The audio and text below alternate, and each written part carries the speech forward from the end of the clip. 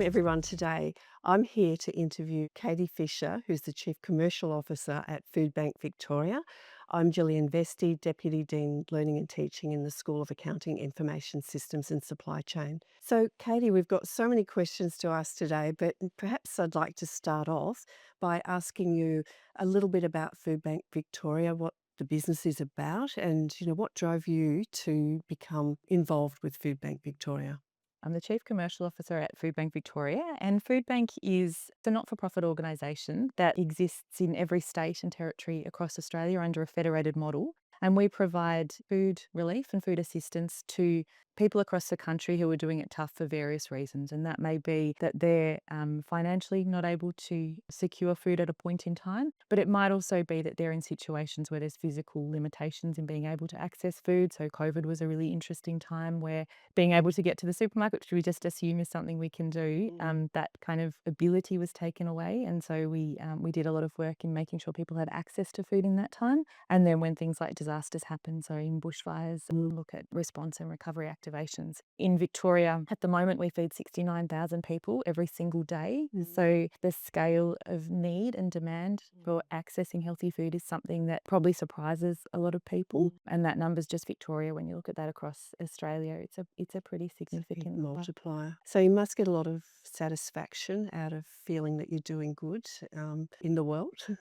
Yeah, I think there's nothing Mm, more rewarding than seeing children being able to access a healthy breakfast through a school breakfast club program that we would run. Seeing kids run up, grab an apple, have some toast with their friends, and knowing that they didn't have anything before they came to school, and that this is just something that they know every day they have access to food. And to see the systemization of something like a school breakfast clubs program, which is now in every state school in Victoria, is something that is so rewarding. And I think one of the beautiful things about Food Bank is that it's a large scale distribution and logistics business that operates with a purpose that we're really proud to stand Yeah. behind. No, I can imagine it's a wonderful enterprise. So, Katie, thinking about your role as a leader, could you just tell me a little bit about what responsible leadership means to you in this organisation? Absolutely. So I think from an organisational leadership perspective, Food Bank Victoria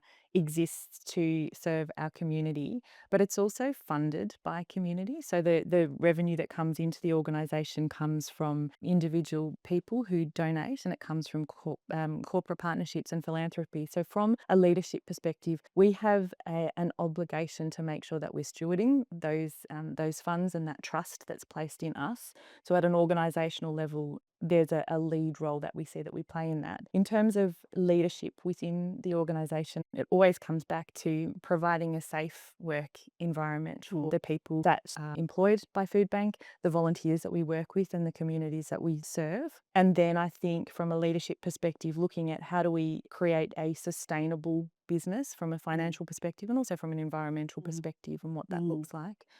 And that leadership space, I think, for me, it has to be lived from the top. You can talk culture and you can talk values and behaviours, but it has to be something that you're deeply connected with and that you can walk alongside your teams through and in. And I think that's a challenge. It's an easy thing to articulate, but it's a really important part of making sure that our people see how we do what we do. Yes, no, that's, I think, really important.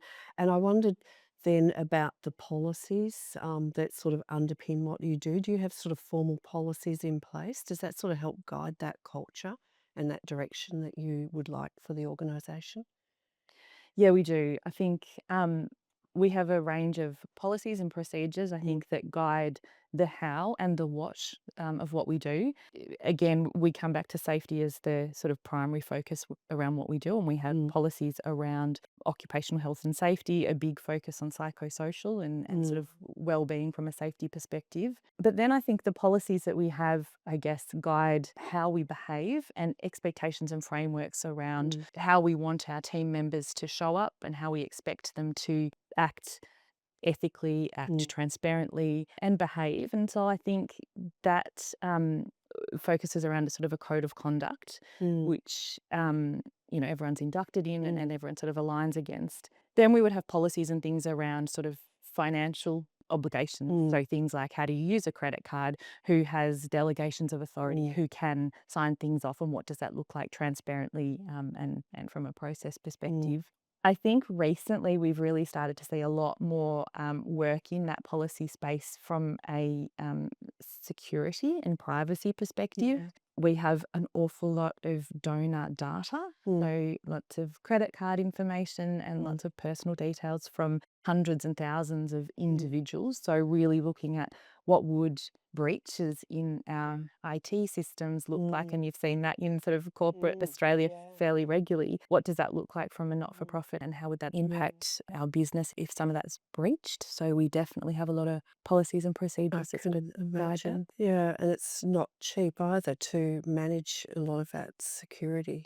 Definitely, and then it's looking at, well, what's your Mm. risk if you Yeah. don't, and then how do Yes. you sit somewhere in, Yeah. and I think from a not-for-profit space, it's an interesting area as well. A Mm. lot of not-for-profits are quite small, and so that Mm. investment is really material. Mm. So we're fortunate that we sort of sit in a sort of medium-sized Yep. organisation and have had to really decide where you invest and decide what your biggest risks are, Yeah. and how do you use policies to, I guess, manage the trade-offs that you're gonna have to deal with. Yeah, that's really interesting. And then I suppose you've got underneath all of that the regulations around food handling and food management and fitting into all those regulations and policies as well. Look, as a food scientist by trade, walking into Food Bank Victoria and seeing so much of the food that comes into us is donated. Mm. About 70% of the food comes in because it didn't have another channel. It Mm. might have been rejected by a retailer. We got about 50 pallets of onions in this week that had water damage marks on the skin of them. Mm. And so we would look at that and think, right, that's fantastic. The retailers have donated them because visually they don't meet the Mm. standards that a consumer in a retail model might be looking for. But we look at that and think, okay, is it safe? Mm. Because our primary obligation here is to make sure that what we're putting through our networks and systems is safe. And Mm. so we absolutely regulate it against the same food safety legislation that everyone else is, but we have some flexibility from a quality perspective. So if it's just a visual defect or something, we can make some decisions and calls around whether we can bring that sort of stuff in. From a food legislation perspective, the Food Standards Code governs what can and can't happen, and I think there's a lot of implications around things like allergen management. So Mm. there's often recalls of products that come in because they weren't labelled that they had nuts or that they had Mm. egg or soy or something.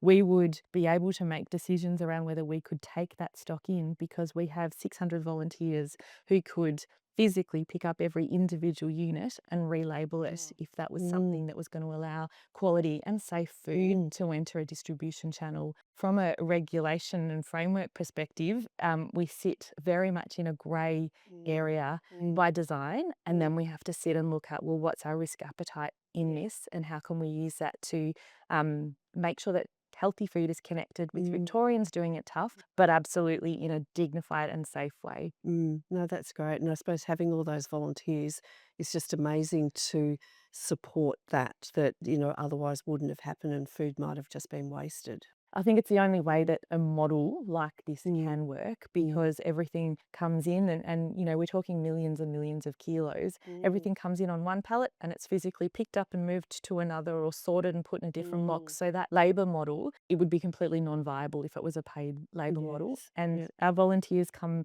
in. We have a really beautiful community of volunteers, and Mm. it's a community. So they Mm. come in for social interaction, they come in for inclusion, they come in for a real sense of purpose and alignment with the vision of what we do. Yeah. And we work really hard to make sure that our volunteers are treated in the same way our staff members Mm. are. Again, that focus on safety, but Mm. also a culture of having fun and Yeah. not taking ourselves too seriously while Mm. we're doing it. Yes, no, I can imagine. It's wonderful.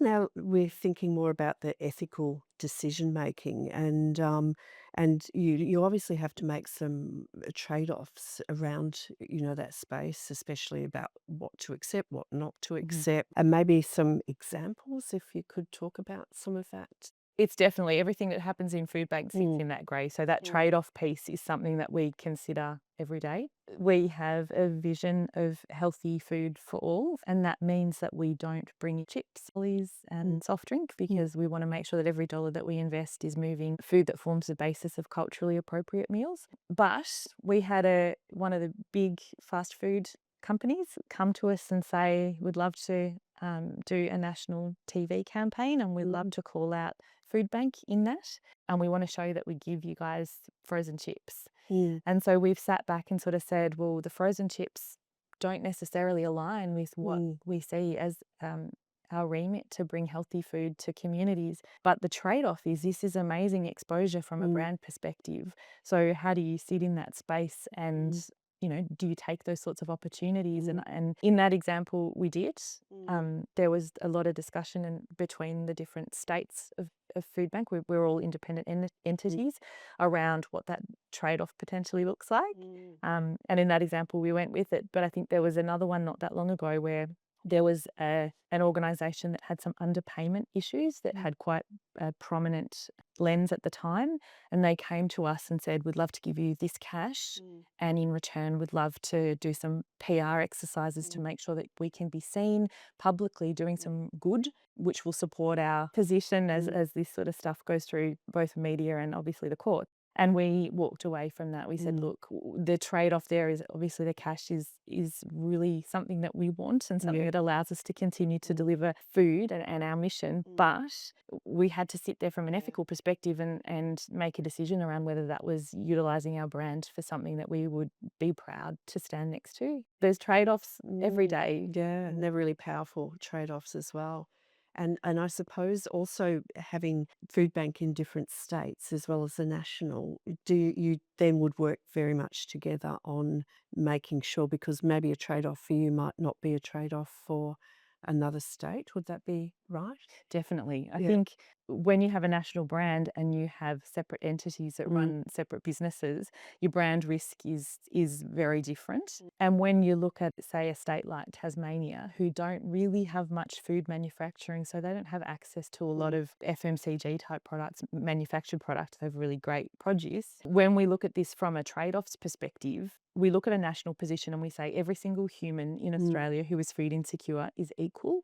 And so when we look at food coming in, we take a national position on food donors. And so if someone, for example, SPC mm, manufactures in Victoria, but they're the only organisation who can fruit in mm. Australia. And so any donations that come in from SPC into Victoria are split equitably based on population Okay. split across Australia. So we look at how do we represent Mm, smaller states or states that have different access or different interests. How do we do that in a way that mm, really collectively lifts? mm, And then how do we, how's that funded? mm. How does that look in terms of freight and logistics Yeah. partnerships? And so it's a challenge, Mm, but I think that commitment to say that every human is of equal value. So mm. how do we come together and collaborate? And what are the trade-offs associated with Yeah, that? that's amazing. Mm. Thank you. A food bank's guided by values such as equity, integrity, respect, accountability, and diversity. How do these values show up, in your everyday leadership decisions? Values are a really topical one for us at Mm, the moment. I think every time we interview someone, we'll ask, "These are our values. Which do mm, you connect with?" And that's quite an interesting exercise. But we're really trying to embed our values in how we make decisions. So mm, our values are pretty standard in a lot of ways. I think no one would question mm, accountability, respect, integrity. mm, They're probably what we would expect people to do anyway. But what we do from a values perspective, so perhaps an example, we recently had to relocate the offices and warehouse where we were. We moved out at the end of last year, and we were looking for a sort of an office in or around the city, and we had some pretty specific requirements. We're a charity, and we didn't want to rock up in mm, a huge big office tower mm, that had a marble foyer where mm, we sort of looked like not mm, food bank, but also we wanted something that was really comfortable for our mm, staff. And we found a standalone building, mm, had some training spaces mm, and the ability to fit out with kitchens and that sort of thing. It was on 3 levels, and the front level had street access, the middle level you could come in from the back, but the top level you had to go up the stairs. We were ready to sign the lease on mm, this building, and our people and culture lead raised a question about, is this accessible? What would we do if someone mm, couldn't climb the stairs? And we talked a lot about, well, the ground floor's fine, the middle floor's fine. We don't have anyone in our teams at the mm, moment that can't access or that can't use the stairs. we've got a fully functional site in Altona with lifts and stuff. Does that really matter? And in the end, it was a really interesting conversation. Mm, And we came back to the values to say if our values are inclusion and diversity, mm, and we are knowingly entering a contract with mm, on a site that we know people aren't going to be able to physically access a mm, floor of, then that's not living your values. And mm, so we walked away from mm, that mhm, site, which was mm. hard because we'd Yeah, spent months trying to find I something. bet. But I think that for me was a Mm, really interesting lens to apply mm, and start to think about, well, how does that shape your yeah, decision making yeah. from a business perspective? Yeah, that's amazing. Mm. So, thank you again, Katie, and the team for all the support and helping us build this game. And I think, the game itself is, I think, a great marketing tool as well for us trying to decide how to build a game that would engage people, but also be something that would be useful for Food Bank to actually use. Our games developer came up with this really cool sort of inspired Mario inspired game where you travel around Victoria and chase food donations and healthy food and hearts. It's a really lovely game and the students really engage with it and it's great for us to use and I'm hoping that Mhm. you'll be able to use it too. And so could you maybe explain a little bit more about how you might use the game? It's a really interesting engagement discussion when we Mm, have people, particularly new starters who come in. The questions in the game, and to kind of progress mm, through it, you're given scenarios that mm. don't necessarily have a really clear black and white answer.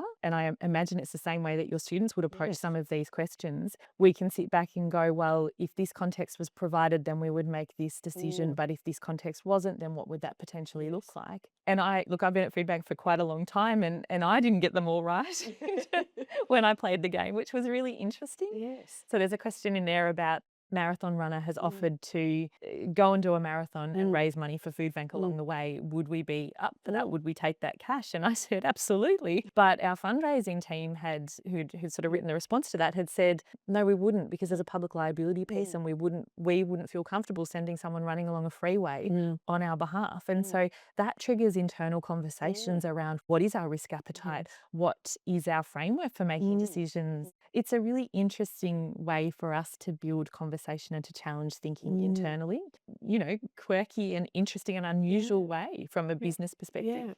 And I think there was even some one question in there about accepting a product from a farm, but you couldn't produce it further for consumption. And I thought that was probably an interesting concept, perhaps if work with a third party, things like that that might seem impossible could become possible.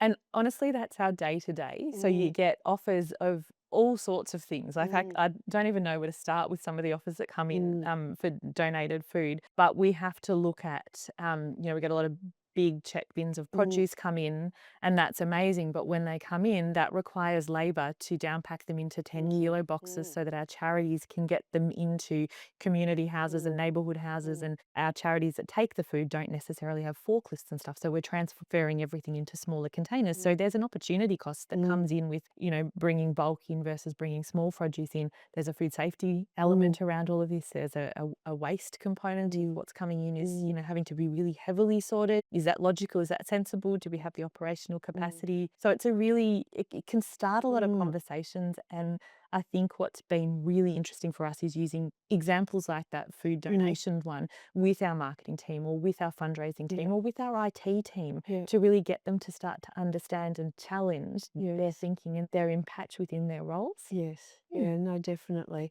And I think, for me, one of the best things about the game is that it's quite universal. So even my grandchildren could play it and they would ask questions. So, what does halal mean? And, Mhm. and so I thought from an educational piece, even for young children, it has a lot of value in there. And, thinking about food and culture, it opens up a whole conversation of how you deal with food in different cultures and how you manage that. And I think the audience that you have through Mm, RMIT looking at a concept around food mm, insecurity and what dignified food access looks mm, like, taking that into a mainstream conversation is really important, Mm, because when you think about how much food we produce as a nation, we produce 3 times enough to feed our population every year. mm, And yet we've got this really fundamental problem with food insecurity, in mm, that 1 in 5 households do not necessarily know where their mm, next meal is coming from.